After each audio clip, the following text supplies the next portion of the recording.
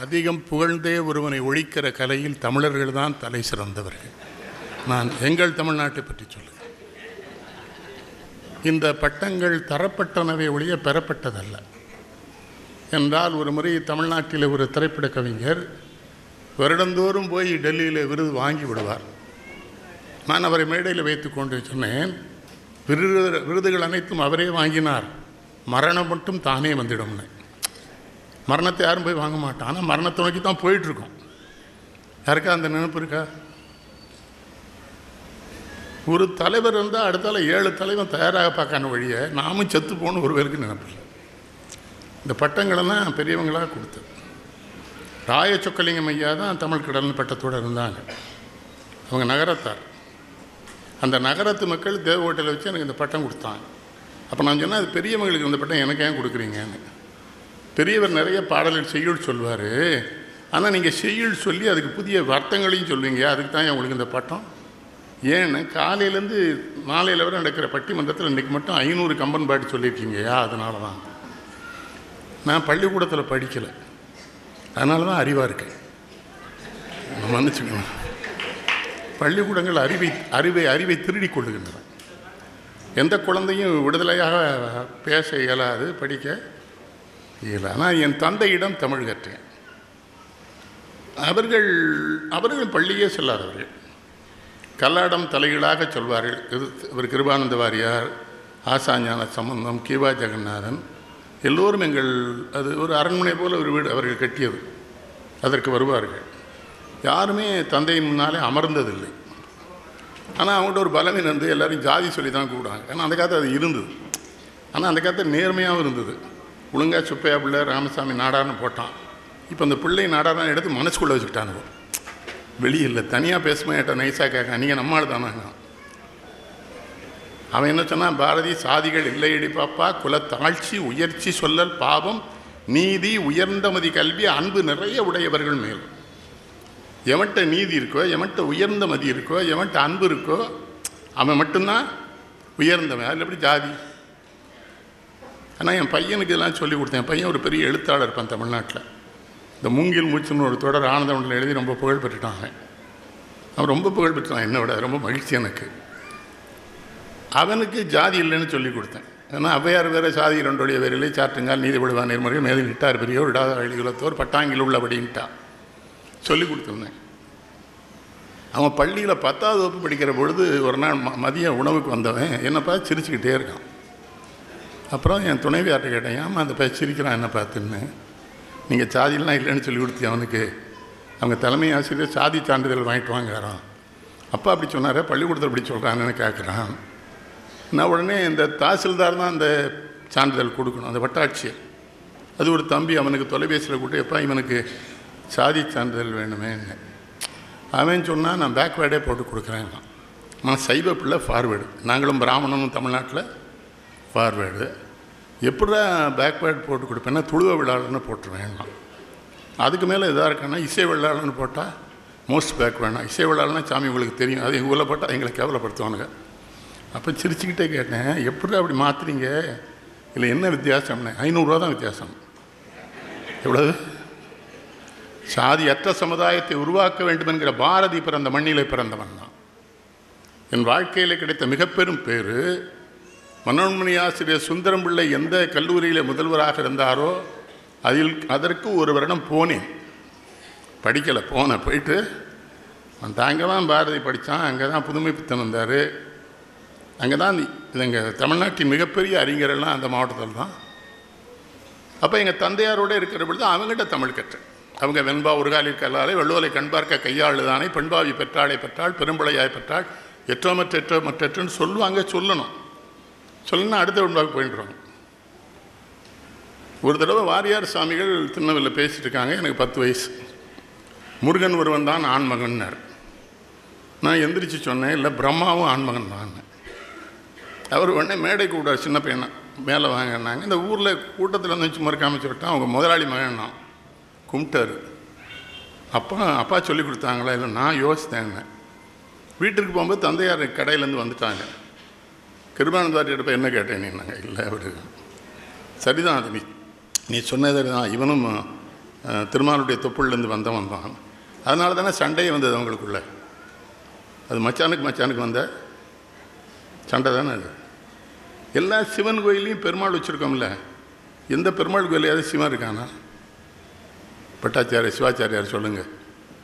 அது திருநெல்வேலூர் பையன் என்கிட்ட வந்து கேட்கான், எப்படி அண்ணாச்சி நம்ம கோயிலில் பெருமாள் இருக்கார், அங்கே இருப்பில்ல பெருமாள் தங்கச்சியை நம்மால் கட்டியிருக்காரு, அதனால் அட்ஜஸ்ட் பண்ணி தான் தீரணும், வேறு வழி கிடையாது. அவன் பெருமாள் ஒன்று இவர் தங்கச்சியை.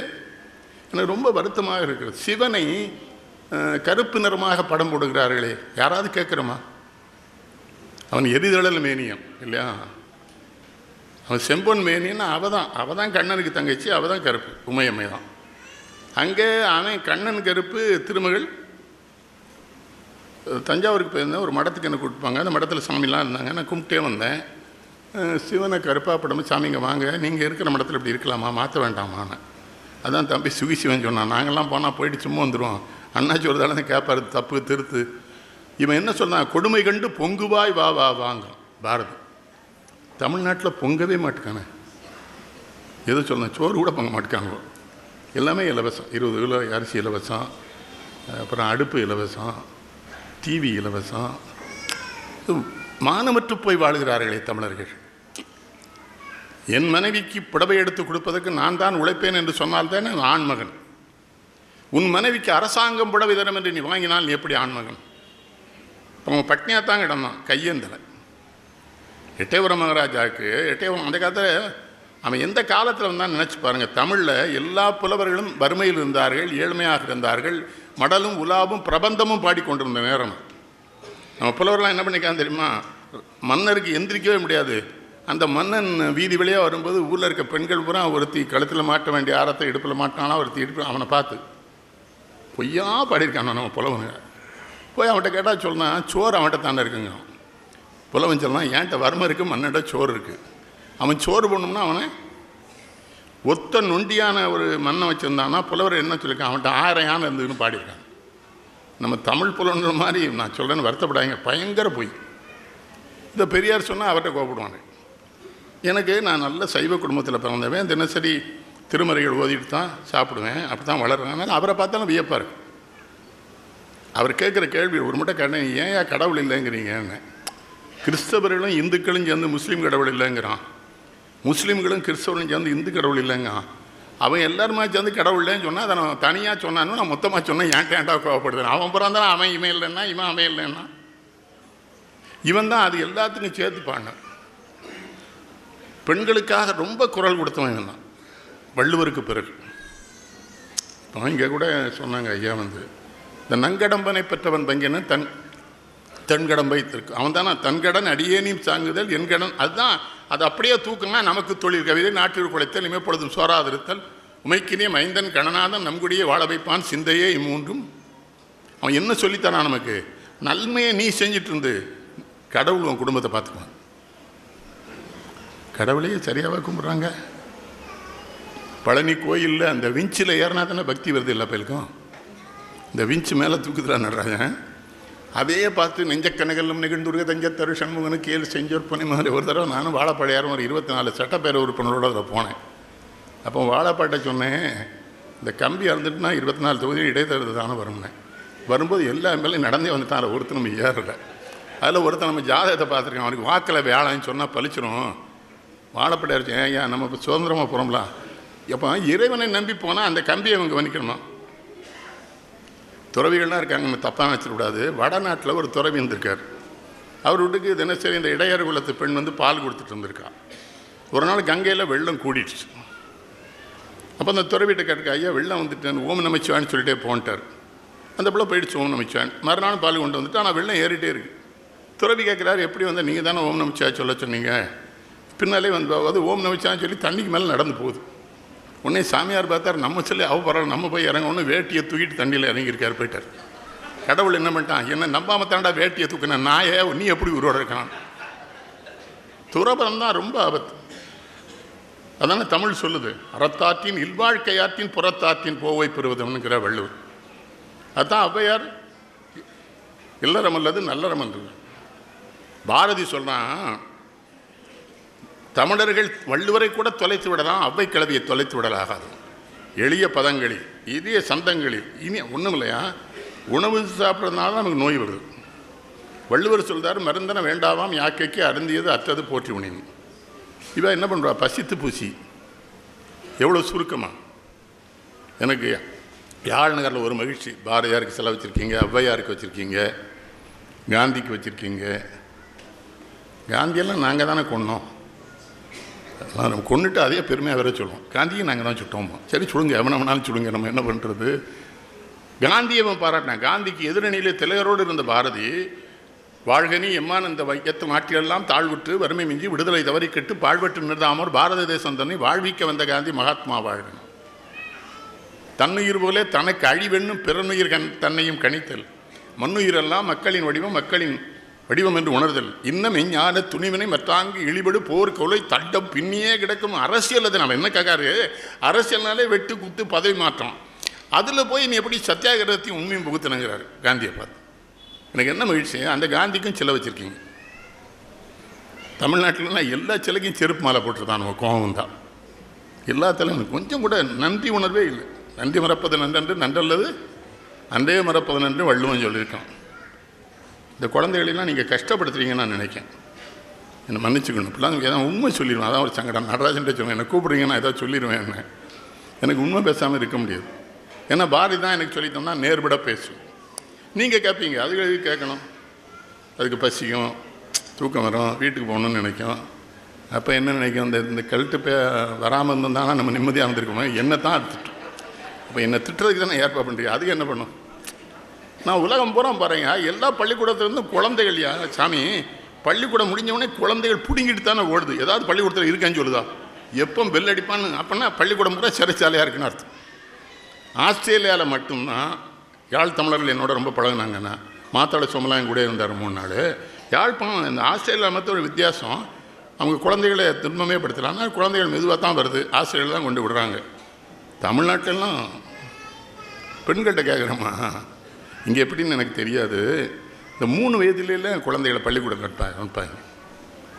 என்ன அதை விட அதை கொன்றுங்க, கொலையை பண்ணிருங்க, ஒன்றும் தப்பு இல்லை. உங்களுக்கு பிறந்து பாருங்கள் 3 வயசில் அனுப்புகிறாங்க ஐயா. அதுவும் ஒரு காலை 7 மணிக்கே கொண்டு அவர் ஆலமரத்தடிக்கிட்ட நின்று, அது இட்லி தின்னுதோ திங்கலையோ கேட்டிங்களா, ஒரு வேனில் ஒரு ஆட்டோவில் 30 பிள்ளையும் தூக்கி போட்டுருவோம். அந்த டிரைவரே ஓட்ட மாட்டேக்கான, பிள்ளைகளை தான் ஆட்டோ ஓட்டுதா, அதே தான் ஆண் அடிக்கு, டிரைவர் உட்காந்துருக்கான். அப்புறம் ஆட்டோ எங்கே ஒரு கிணத்துல விழுந்துருது. விழுந்த உடனே மோடி என்ன செய்கிறாங்க, அந்த ஆள் என்ன பண்ணுவான், உன் ஊரில் நீ ஆட்டோவில் பிள்ளை ஏற்றி விட்டு 5 வயசுக்கு மேலே தான் அமெரிக்காவிலே ஆஸ்திரேலியா உலகத்தில் எந்த நாட்டிலையும் 5 வயசுக்கு மேலே குழந்தைகளை ஞான சம்பாரணம்னா அவனுக்கு பால் கொடுக்க வந்தவா வேற ஆள். அவள் ஏன் அவனுக்கு கொடுக்குறா பாருங்க, முருகனுக்கு கொடுக்குறா, அவனுக்கு கொடுத்துருக்கான். முருகனுக்கு கொடுக்காதானா உண்ணாமலை அம்மான்னு சொல்கிறாங்க திருவண்ணாமலையில். எப்போ ஆதிசங்கரர் தமிழ்நாட்டுக்குள்ளே வந்தாரோ அதுக்கு பிறகு தான் நான் அம்மன் பெயர் பூராமே வடமொழிக்கு போச்சு. இங்கே திருநெல்வேலியில் காந்திமதி அவள் பேர் வடிவுடை நாயகி. மதுரையில் அங்கே இருக்க நீ மீனாட்சி ஆனா பர்வதவர்த்தினின்னு சொல்லுவாங்க, அது மலையரசி. அறமுளத்தனாகிய தரம் சமர்த்தனியும்பாங்க, ஏன்னா அவர் சக்தி வழிபாடு உடையவர். துறவிகளே சங்கடப்பட்டிருக்காங்க. அவர் நடந்து வரும்போது அந்த அம்மா சொல்லிட்டு தான் வந்திருக்கு, என்னன்னாலும் திரும்பி பார்க்க நீ போயிட்டே இருவோம் பின்னால் வருவேன்னு. கொஞ்சம் நான் சத்தம் சொன்னேன், நீ திரும்பி பார்த்தோன்னே அங்கே உட்காந்துட்டாவா.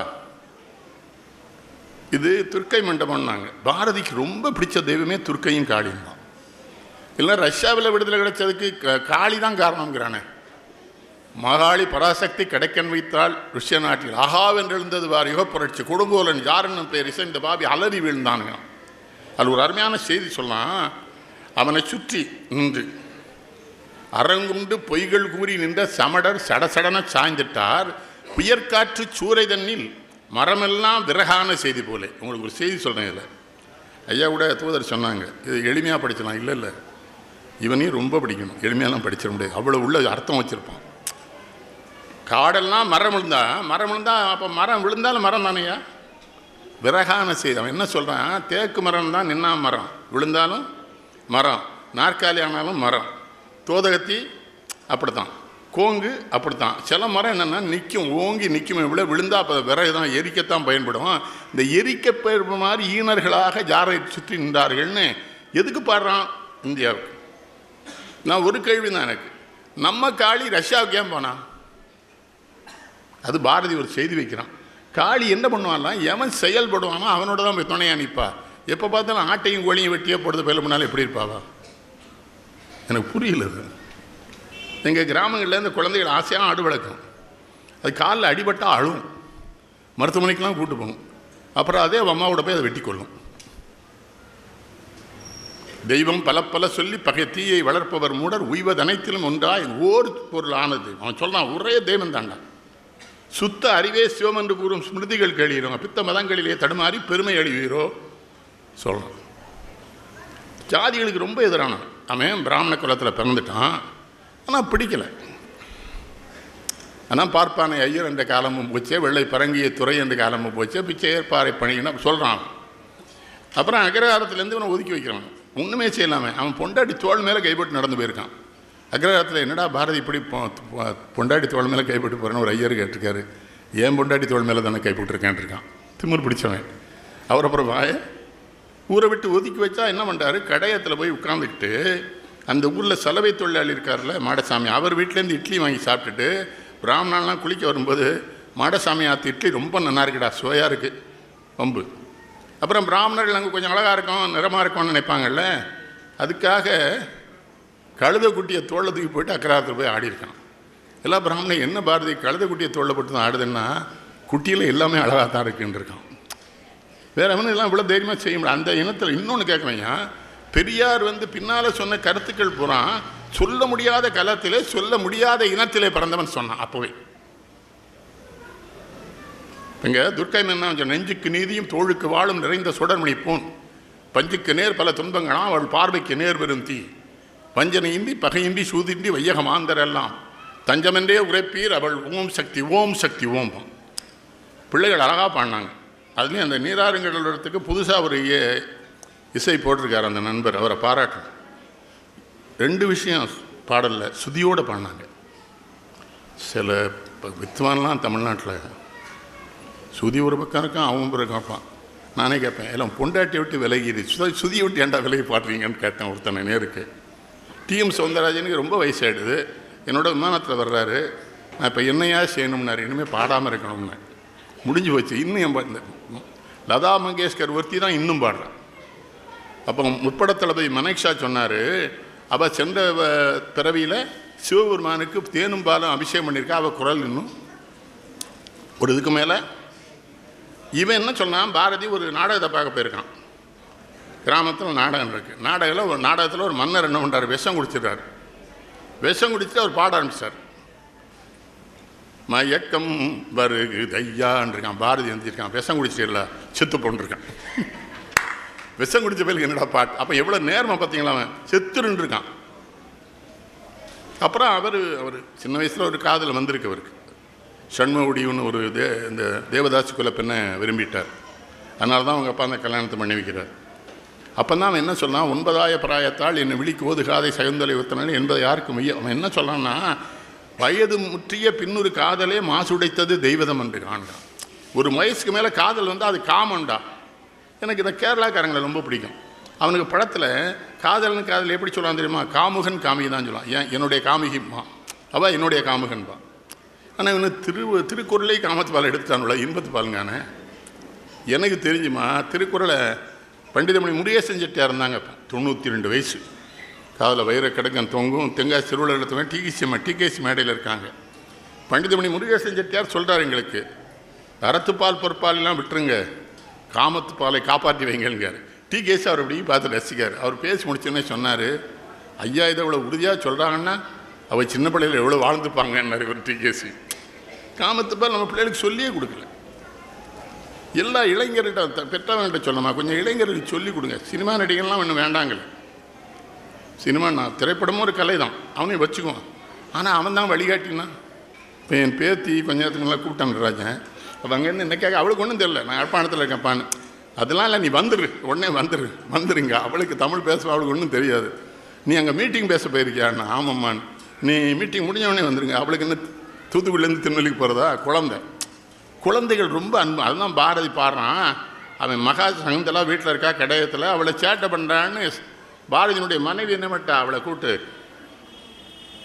பூச்சாண்டி இருக்கான் மாடியிலன்னு இருக்கா.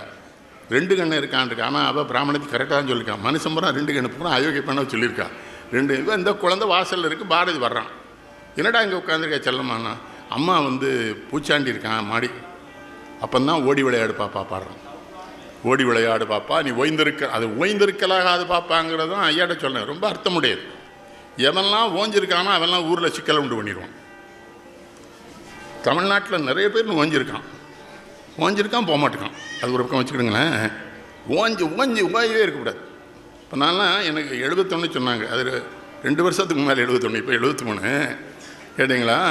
என்ற ஒரு தீய பழக்கமும் கிடையாது. ஆனால் தீய பழக்கத்துக்கு நம்மளை கூப்பிட்றோம். பாரதி அந்த தீய பழக்கத்திலாம் ஆட்பட்டுட்டான். அவனும் குடிக்க ஆரம்பிச்சிட்டான், லேகம் சாப்பிட ஆரம்பிச்சிட்டான்.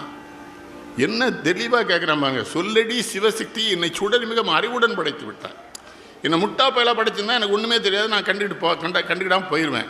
அறிவோடு படைச்சிட்டு நான் உலகத்துக்கு உதவாமல் நான் வாழ்ந்து என்ன பயன்? எனக்கு அதுக்கு உண்டான சக்தியே. நம்ம எத்தனை பேர் சாமிகிட்ட போய் இப்படி கேட்கும்? மாணிக்கவாசர் சொல்கிறால கேட்காதங்கர்ல.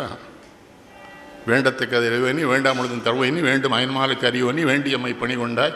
மாணிக்கவாசர் இடம் சொல்லார், கோயிலில் போய் எதுவும் கேட்காத. உன்னை அவன் பிறக்க வைக்கும்போது எல்லாம் செட்டில் பண்ணி அனுப்பிச்சிட்டான்.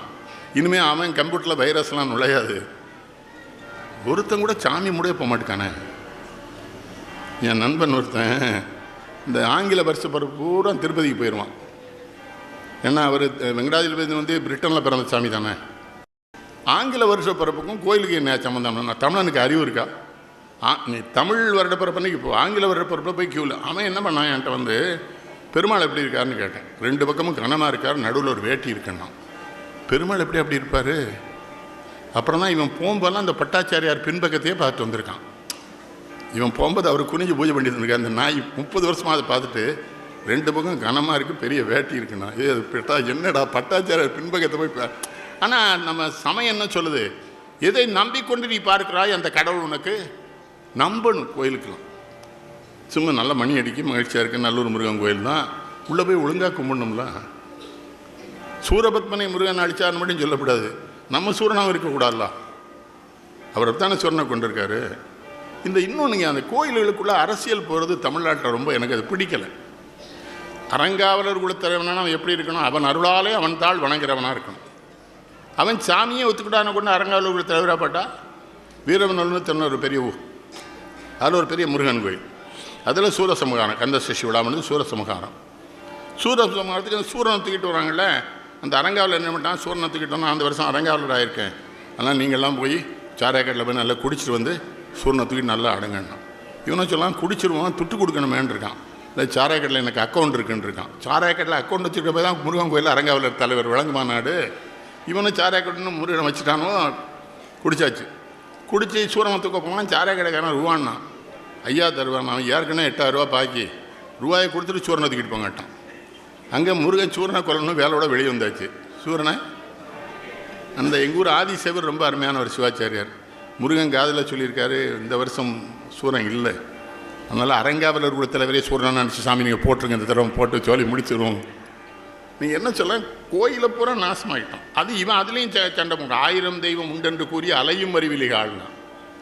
10,000 வேதம் அறிவொன்றே தெய்வம் என்று ஆவதற்கு உடைய. அதனால் அவன் அறிவோடு இருந்தான். அவன் எத்தனை மொழி படிச்சிருக்கான்? வடமொழி படிச்சிருக்கான் காசியில் முழுமையாக. அதான் படிச்சிருக்கான். சமஸ்கிருதம் எழுதுவான், பேசுவான். அவனால் அதில் சொற்பொழிவு நிறுத்த முடியும். மலையாளம் தெரியும், தெலுங்கு தெரியும், கன்னடம் தெரியும், துளு தெரியும், லாட்டின் தெரியும், ஃப்ரெஞ்சு தெரியும். இத்தனை மொழியை படிச்சுட்டு தான் யாமறிந்த மொழிகளிலே தமிழ் மொழி போல் இனிதாவது எங்கும் காணும். ஒரு மொழியை வச்சுக்கிட்டே தமிழ் வாழ்க்கைங்கப்படாது. இத்தனையும் தெரிஞ்சுக்கிட்டு தெளிவு அவன் சொன்னான். அதில் படிக்க நல்ல கவனிங்க. ஐயாட சொல்கிறேன், அவன்கிட்ட ஒன்றும் அர்த்தம் பார்க்கணும். யாம் அறிந்தேன்னு சொன்னாங்க. நான் படித்த மொழிகள்லேயும் சொல்லலை. படித்தல் வேறு, அறிதல் வேறு. நம்ம பள்ளிக்கூடங்களும் பல்கலைக்கழகங்களும் படிப்பு திறமையோடைய அறிவை தரவே தராது. ஜெயகாந்த் ஒரு தடவை சொன்னார், சில அறிவுடையவர்கள் பல்கலைக்கழகங்களிலே மாட்டி தப்பித்து வந்து விட்டார்கள்னார். புரியுதா? நீங்கள் இப்போ நான் தமிழ்நாட்டில் பட்டிமன்ற நடுவர்னா பல பேராசிரியர் வரமாட்டான். இப்போ நான் வரும்போது எங்கள் வேலூர்லேருந்து பத்மனார் பேசினார், புலவர் பத்மனார். என்ன புலவர்னு? ஐயா 27ஆம் தேதி நீங்கள் வரேன்னு சொல்லிட்டீங்க. ஆமாம், நான் நீ கேட்டால் வரேன்ட்டேனேன்னு. இல்லைங்க, அதில் ஒரு இடையூறுனார். என்ன இடையூறுன்னு? இந்த பேராசிரியர்கள் 9 பேரும் வரேன்னு முதல்ல சொல்லிட்டான். நீங்கள் நடுவர்னு 27ஆம் தேதி எல்லாருக்குமே காய்ச்சல் வரும்னு சொல்கிறானுங்க மொத்தமாகவே. நீங்கள் என்ன நான் என்ன ஐயா திருக்குறள் பேசணும்னா திருக்குறள் சொல்லணும்ல. திருவள்ளுவர் எத்தனை வருடத்துக்கு முன்னாலே திருக்குறளை எழுதியிருக்கிறார், எப்படி எழுதியிருக்கிறார், என்ன அறிவாக இப்படியே சொல்லிட்டே இருக்கான். நான் சொன்னேன் ஒரு திருக்குறள் சொல்கிறா, ஏன்டா இவ்வளோ நேரம் போட்டு சங்கடப்படுத்த மனுஷனை தெரியாது. ஆனால் வள்ளுவர்கிட்ட போய் கேட்டால் அவர் என்ன சொல்கிறாரு, கல்லாதாரும் நன்னி நல்லா இருக்கார், படிக்காதவனும் ரொம்ப நல்லவங்கிறார் வள்ளுவர். எப்போங்கிறாரு, கற்றவர்கள் மத்தியில் அவன் பேசாமல் இருந்துட்டானா அவனை மாதிரி நல்லவன் உலகத்தில் பல பேருக்கு இல்லையே.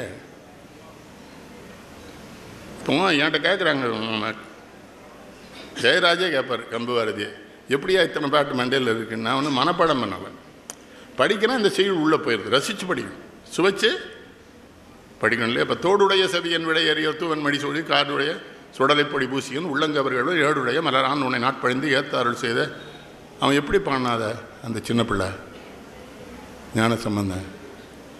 அது என்ன தோடுடைய செவி சாமி சொல்லுங்களேன், யாராவது சொல்லுங்கள் தெரிஞ்சா. என்கிட்ட இது ஒரு சங்கடம், முன்வரிசையில் இருக்கப்படா, நான் எதாவது கேட்டுகிட்டே இருப்பேன். அது வேறு தமிழ்நாட்டில் ஒருத்தர் முன்வரிசைக்கே வரமாட்டேன், எதாவது கேட்பார் நம்ம பின்னால் பேர்ந்துருவாங்க. அவன் அவங்க அம்மா கருப்பு, உமையம்மை கருப்பு, அப்போ வந்து செம்மேனியன். பிள்ளை வானத்தை நோக்கி வானத்தில் தான் நிற்கிறாங்க, பார்க்குறவனுக்கு இந்த மேகத்தோடு கலந்துருதா அம்மா.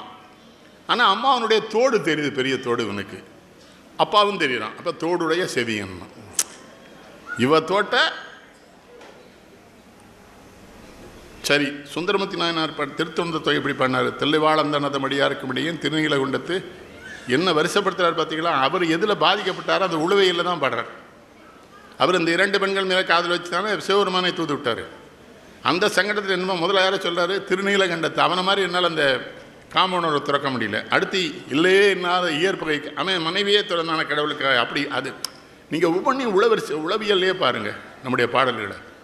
நாங்கள் வரும்போது என்ன நினச்சிட்டு வந்தோம் தெரியுமா, ஒரு தனிப்பாட்டில் ஒரு புலவன் பாடியிருக்கான், கங்குல் யானை காலில் படுத்தினும் படுக்கலாம், சுடர்வெளி பகுவாய சிங்க வாயிடை செலுத்தினும் செலுத்தலாம், வெங்கன் நரகிடை வீழ்த்தினும் வீழ்த்தலாம், விடையேறும் நாயக என்ன சொல்லலாம், விடையேறும் நாயக தமிழ் அறியாதாரமுன்னு இயம்புதல் தடுப்பாயேங்க. நீ என்னை வந்து யானைக்காலில் போட்டு கொன்று, இல்லைன்னா சிங்கத்து வாயில் கொடுத்துரு, இல்லை நான் நரகத்துக்கு வேணாலும் அனுப்பு, தமிழ் தெரியாதவனால போய் நான் தமிழ் பேச வச்சிடாதுன்னு ஒரு புலவன் எவ்வளோ சங்கடப்பட்டுப்பான் அந்த காலத்தில். இவன் அந்த நேரத்தில் வந்தேன். வறுமை அவனை துன்பப்படுத்த, வறுமை ஏன் துன்பப்படுத்தலை யோசிங்க. இப்போ வேளாண்மை அமைச்சர்கிட்ட நான் பேசியிருந்தேன், அவங்க விவசாய அமைச்சர்னாங்க, இல்லை தமிழில் வேளாண்மைன்னு சொல்லுங்கள், இப்போ தானே வேளாளன்னு பேர். அதனால் வஉசி அவன் பாராட்டும் சொல்லுவான், வேளாளன் செலவுகம் தான் தமிழத்தார் மன்னன் என்று மீண்டான் என்று கேளாத கதை விரைவில் கேட்பாய் நீ வருந்தலை என் கேண்மை கோவேன். அப்போ நான் விளையாட்டாக சொல்லவில்லை, நான் பாரதத்தை கேட்குறேன், ஜாதியே இல்லைன்னா வேளாளனுங்கிற வஉசியன்னு. அவன் சிரிச்சிட்டே சொன்னான், வேளாண் தொழில் செய்கிறவங்க சிறைக்கு போக மாட்டாங்க, எந்த குற்றமும் செய்ய மாட்டாங்க, ஊருக்கு சோறு போடுறவன் தப்பு பண்ண மாட்டான், அவன் ஜெயிலுக்கு போக வேண்டிய அவசியமே இல்லை. ஆனால் இவன் என்ன பண்ணான், இந்த வேளாளன் சிறை புகுந்தான், இவனாக போனான் அந்த நாட்டுக்காக. அவனுக்கு என்ன வருத்தனுக்கு வஉசிக்கு தனியாக ஜெயிலில் இருக்கோன்னு அவனுக்கு ஒன்று புரியல. வருந்தலை என் கேண்மை கோவேன்னு. மாப்பிள்ளை உன் மனசுக்குள்ளே நான் இருக்கேன், நீ தனியாக இருக்கேன்னு இப்படி நினைக்கிறேன்னு கேட்கான் வஉசி.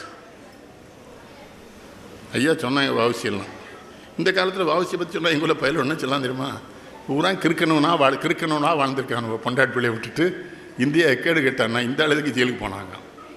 எவ்வளோ மோசமாயிட்டோம் பார்த்தீங்களா தமிழ்நாட்டை கேட்டலாம். ஜெயலலிதாவுக்கு எல்லோரும் பெரிய பெரிய மனுஷன்லாம் வந்து இந்த அஞ்சலி செலுத்தினா. ஆனால் விஜய் வந்துட்டான்ட்டானே ஐயா, விஜயும் சிம்பு வந்துட்டாங்கன்னு விளங்கவே மாட்டீங்கண்ணா. நீங்கள் ஒரு நாள் விளங்க போகிறதில்ல. அந்த 2 பையனும் ஏன்ட்ட பெரியமா இருப்பான். விஜய் என்னை பார்த்தோன்னே கும்பிடுவான், மாமன் வந்து அவன் தனுஷும் கும்பிடுவான். நான் என்ன சொல்லேன், எத்தனை பெரிய தலைவர், பிரதமர் வர்றாரு, குடியரசுத் தலைவர் வர்றாரு, ஒரு 10 மாநிலத்து முதலமைச்சர்கள் வர்றாங்க, அதை பற்றி ஒரு பேருக்கும் தெரியல. இதுதானே சொல்லலாம். பாரதி எத்தனை பேருக்கு தெரியும் சொல்லுங்க. செந்தமிழ்நாட்டு புறனர் கொடுத்தி கண் மறவர்கள் சேரந்தன் வீரர் சிந்தை துணிந்த தெலுங்கர் தாயின் சேவடிக்கை பணி செய்திருவர் கன்னட ரொட்டியரோடு போரி கால் நெஞ்ச கலக்கு மராட்டர் இன்னகர் தேவர்களொப்ப இங்கு பொற்படையார் இந்த சாணத்து மலர் பூதல முற்றின வரையில் போர்வருடைய மரப்புன வரையில் மாதரில் கற்புள்ள வரையில் போரில் மறைவர் கீர்த்திகொள் ரஜபுத்திர வீரர் பஞ்சநகத்து பிறந்தோர் முன்பு பார்த்தன் முதல் பலர் வாழ்ந்த நன்னாட்டார் துஞ்சும் பொழுதினும் தாயின் இந்தியாவை சொல்கிறான். இத்தனை பேர் போராடி தாண்டா இந்தியாவுக்கு சுதந்திரம் வந்துன்னு நம்பினானவன். அதனால தான் சுதந்திரம் யாருக்கு போகணும்னு நினைக்கிறான் தெரியுமா பாரதி. பள்ளர்கள்னு நம்ம உழவர்களை தள்ளி வச்சுருக்கோமே, அவனுக்கு சுதந்திரமானா தான் இந்தியாவுக்கு சுதந்திரம் வந்துங்க. ஆளுவோமே பள்ளு பாடுவோமே ஆனந்த சுதந்திரம் அடைந்து விட்டோம்னு அவங்க பாடுற மாதிரி பாடணும். இப்போ எல்லாத்துலேயும் கம்யூனிட்டி சர்டிஃபிகேட் தான்.